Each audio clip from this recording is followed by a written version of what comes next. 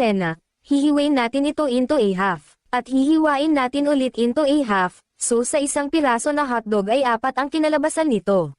Gawin ito sa iba pang natitirang hotdog.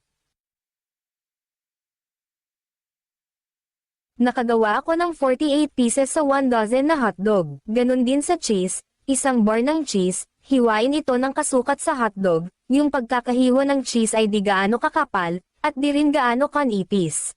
At para sa makabagong paraan sa pagbalot nito, ay gagamit tayo ng molo wrapper o siomai wrapper. Makabago kasi hindi mo akalain na pwede pala itong gawin sa siomai wrapper, at hindi ka pa mahihirapan sa pagbalot nito.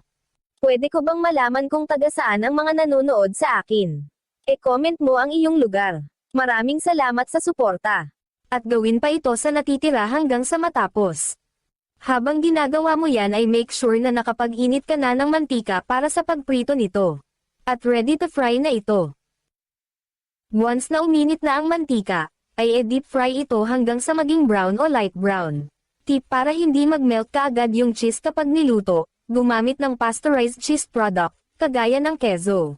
Once na naluto na, ay hanguin ito at lutuin pa ang iba hanggang sa matapos. Sobrang sarap nito kumpara sa lumpia wrapper ang ginamit. Medyo pricey lang ang molo wrapper, pero worth it naman sa lasa, kasi hindi ito magmamantika kapag ilang oras na ang nakalipas sa pagluto nito. Hindi rin siya maalat kapag kinain, malutong pa rin kahit ilang oras na ang nakalipas.